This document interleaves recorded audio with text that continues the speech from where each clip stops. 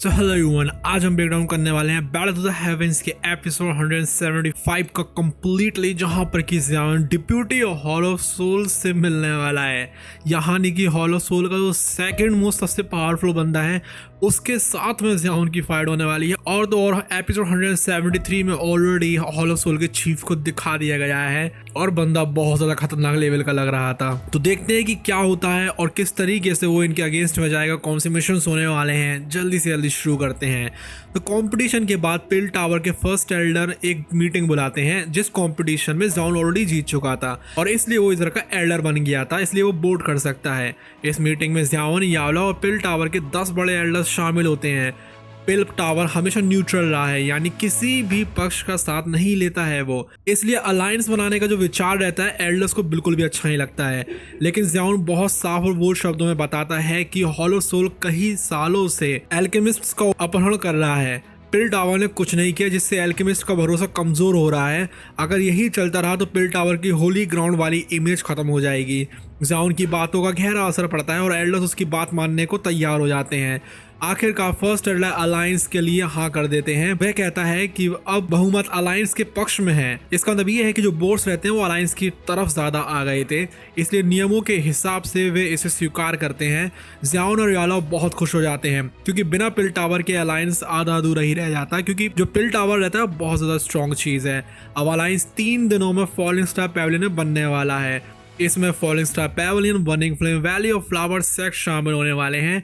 ये सुनकर एल्डर्स भी हैरान हो जाते हैं क्योंकि ये अलायंस बहुत पावरफुल बनने जा रहा है। हालांकि ये हॉलो सोल के आगे कुछ भी नहीं है, क्योंकि इसमें सबसे ज्यादा पावरफुल बंदा भी सिर्फ दाओ शेंग की 2 स्टार का ही होने वाला है और हॉलो सोल का जो डिप्यूटी चीफ है वो अकेले आकर इस पूरी की पूरी अलायंस का सफाया कर सकता है, क्योंकि दाओ शेंग के एक एक स्टार में जमीन आसमान का फर्क हो जाता है। लेकिन खैर कुछ भी हो, कुछ तो पावरफुल लोग बनी जा रहे हैं। ज़ियान और यालो तुरंत फॉलिंग स्टार पैवेलियन लौट कर तैयारियां शुरू करते हैं।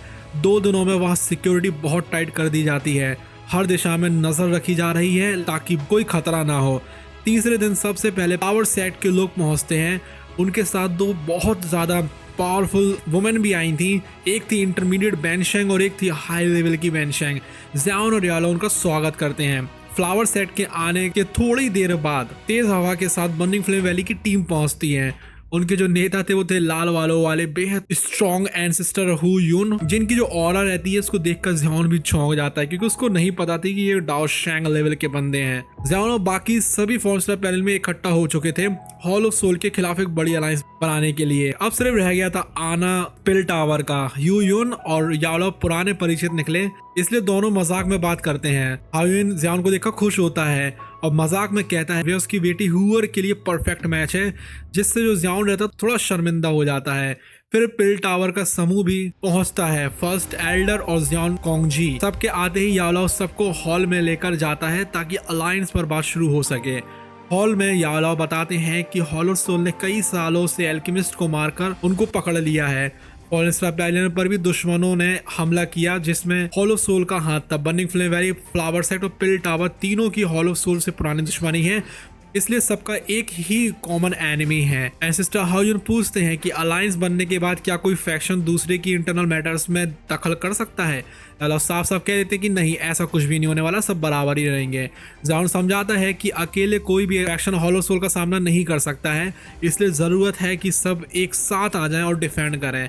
फर्स्ट एल्डर भी इस बात से सहमत हो जाते हैं। फिर बात आती है अलायंस चीफ कौन बनेगा। ये बहुत संवेदनशील सवाल था, क्योंकि यहाँ पर सारी बात बिगड़ सकती थी कि यहाँ पर बनना किसको है, इसलिए आप थोड़ी देर के लिए सन्नाटा छा जाता है। यालो खुद इस पद को लेने से मना कर देते हैं ताकि कोई गलतफहमी ना हो। फेरी किंग कहती हैं कि इस पद के लिए या तो याओ चेन या पिल टावर के फर्स्ट एल्डर ठीक रहेंगे। फर्स्ट एल्डर अपनी उम्र का हवाला देकर मना कर देते हैं और कहते हैं कि यालो ही सबसे सही व्यक्ति रहने वाला है। आखिरकार यालो को ही अलायंस चीफ बना दिया जाता है। बाकी 3 जो फैक्शंस रहते हैं उनको डिप्यूटी चीफ की सीट दी जाती है। अब अलायंस का नाम चुनने की बारी आती है। हायून एक अजीब नाम सुझाती है, अल्टीमेट राइटियस हॉल, लेकिन सबको पसंद नहीं आता। फर्स्ट एल्डर कहते हैं हेवन मेंशन। ज़ियान इसे छोटा और ग्रैंड बनाकर स्काई मेंशन नाम कर देता है। सबको ये नेम पसंद आता है। अलायंस बनते ही सभी जश्न मनाने के लिए वाइन उठाते हैं, लेकिन अचानक हॉल के बीच में से स्पेस जो है वो फटता है और काला धुआं सब जगह फैल जाता है और एक ठंडी डरावनी आवाज आती है, स्काई मेंशन। हाँ, अच्छा नाम है, लेकिन क्या तुम जिंदा रहोगे इसे एंजॉय करने के लिए? एक धुआं जो रहता है पूरे में फैल जाता है। इसी धुएं से एक इंसानी आकृति बनती है जो पूरी तरह ब्लैक फॉक्स से ढकी हुई थी। वह खुद को हॉलो सोल का डिप्यूटी चीफ बताता है। उसकी आवाज़ बेहद ठंडी और डरावनी होती है। ज़ियाओन तुरंत समझ जाता है कि यह असली शरीर नहीं बल्कि केवल इल्यूजरी प्रोजेक्शन है। वह उसे ताना मारता है कि अगर हिम्मत है असली रूप में आओ।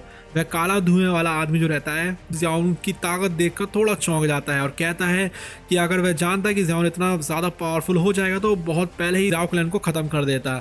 फिर वह ब्लैक फॉग में एक ब्लैक मिरर बनाता है। उस दर्पण में एक भयानक जेल दिखाई देती है। अंधेरा था, भारी जंजीरें थी और उन जंजीरों के बीच बैठा एक बेहद थका टूटा फूटा आदमी था। ज़ियाओन पागल सा हो जाता है क्योंकि वह आदमी उसके पापा थे जो कि थे ज़ियाओ ज़हान। उन्हें कई साल से हॉलो सोल ने कैद किया हुआ है। डिप्यूटी हॉल चीफ ज़ियाओन को धमकाते हैं कि अगर उसने तुर्शी एंशिएंट जेड नहीं दिया तो उसके जो पापा रहते हैं 1 साल भी नहीं जी पाएंगे। ज़ियाओन गुस्से में आ जाता है और कांपते हुए बोलता है, लेकिन थोड़ा सा अपने ऊपर नियंत्रण कर लेता है। तभी एक हाथ आता है जो कि था काइलिन का, जो कि उसके हाथ को पकड़ता है और उसे शांत कर देता है। धीरे धीरे वह अपनी सोच काबू में कर लेता है। ज़ियाओन ठंडी आवाज में कहता है कि वह इंशिएट तो नहीं देने वाला है। अगर उसने दे दिया तो उसके पिता की मौत और भी जल्द हो जाएगी। वह साफ कहता है कि हॉलो सोल उसके पापा को मानने की हिम्मत नहीं करेगा क्योंकि जब तक जेड है ज़ियाओन उसे किसी और क्लैन जैसे वू क्लैन को दे सकता है जो हॉलो सोल के लिए घातक होगा। डिप्यूटी हॉल चीफ समझ जाता है कि उसकी धमकी काम नहीं आएगी। वह सभी को चेतावनी देता है कि स्काई मैंशन अलायंस बनाकर हॉलो सोल से मुकाबला करने की कोशिश बेकार है। वह खुले तौर पर पिल टावर, फ्लावर सेट और बर्निंग फ्लेम वैली को धमकाता है कि अगर वह अलायंस में रहे तो उनका ही विनाश तय है। लेकिन फर्स्ट एल्डर फेरी किंग और एंसेस्टर हायून उसकी बातों से नहीं डरते हैं। ज़ियाओन आखिरी बार उसे चेतावनी देता है कि वह हॉलो सोल और हुन क्लैन के हर सदस्य को खत्म कर डालेगा। इसके तुरंत बाद ज़ियाओन स्पेस को तोड़कर उस प्रोजेक्शन को नष्ट कर देता है। जाते जाते वह काला सा जो आदमी रहता है हंसते हुए कहता है कि ज़ियाओन अपनी औकात से बाहर की बात कर रहा है। प्रोजेक्शन गायब होते ही हॉल में सन्नाटा फैल जाता है। यालो समझता है कि हॉलो सोल्स पहले से अलायंस की तैयारी को जान चुका था, इसलिए वो डराने के लिए आया था। ज़ियाओन और बाकी लोग मानते हैं कि हॉलो सोल की यह हरकत यह साबित करती है कि वे अलायंस से घबराए हुए हैं। एंसेस्टर हाओ बताता है कि वे डिप्यूटी हॉल चीफ ज्यादा से ज्यादा 3 स्टार डाउशंग होगा। अगर अधिक शक्तिशाली होता तो खुद आता, प्रोजेक्शन नहीं भेजता। सब फैक्शन लीडर्स सहमत होते हैं कि वे अलायंस से पीछे नहीं हटेंगे। ज़ियाओन घोषणा करता है कि कुछ दिनों में अलायंस को पूरी तरह सार्वजनिक किया जाएगा और हर फैक्शन को एक दूसरे से तेजी से जुड़ने के लिए वॉर्म होल्स बनाने होंगे ताकि खतरे में वे तुरंत एक दूसरे तक पहुंच सकें। आखिरी में सभी अपने अपने क्षेत्रों में वापस चले जाते हैं और ज़ियाओन की नजरें दूर जाती हैं। उसे महसूस होता है कि सेंट्रल प्लेन्स में अब एक बड़ा तूफान उठने वाला है और आने वाले समय में शांति बिल्कुल नहीं रहने वाली है। उनके एक साथ आने की जो जानकारी रहती है उसकी वजह से सेंट्रल प्लेन्स में एक धमाका सा हो जाता है।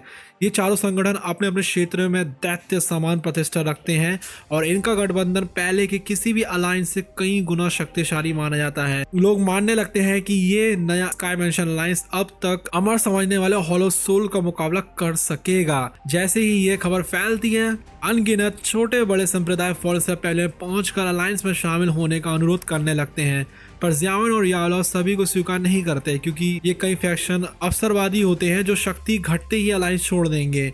इसलिए केवल वही समूह चुने जाते हैं जो योग्य और विश्वास के लायक हैं। फैंग्स उनसे सारी चीजों को संभालने के लिए तैयार थे और जल्दी से फौरन पैवेलियन की व्यवस्था को अच्छा बना देते हैं जिससे कि सारे लोग आ सकें।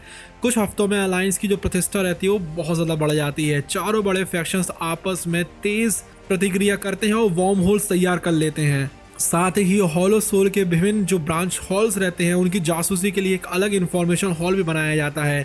आधे महीने में 2 ब्रांच खोज लिए जाती हैं। हालांकि ज़ियाओन उन्हें तुरंत नष्ट करने की इच्छा दबा देता है क्योंकि इस समय पूर्ण युद्ध दोनों पक्षों को भारी नुकसान पहुंचा सकता है। अलायंस के अंदर सुरक्षा बढ़ाने के लिए स्पेशल पेट्रोल टीम्स बनाई जाती हैं ताकि हॉलो सोल एल्केमिस्ट की सोल कैप्चरिंग गतिविधियां ना कर सके। इससे पिल टावर के नाखुश एल्केमिस्ट भी धीरे धीरे अलायंस का समर्थन करने लगते हैं। 1 महीने बाद ज़ियाओन, यालो, काइलिन और अन्य साथियों की बैठक होती है। हैरानी की बात यह है कि हॉलो सोल अब तक कोई प्रतिक्रिया नहीं कर रहा था। यालो अनुमान लगाता है कि वह 9 महीने बाद प्रकट होने वाली प्यूरिफाइंग डेमन लोटस फ्लेम की प्रतीक्षा कर रहे हैं। इसी चर्चा में पता चलता है कि आने वाले संघर्ष में सबसे महत्वपूर्ण भूमिका काइलिन निभा सकती है क्योंकि एक 7 कलर्ड हेवन सोलरिंग पाइथन होने के कारण वह पर्याप्त एनर्जी मिलने पर वैनशंग स्तर तक पहुंच सकती है।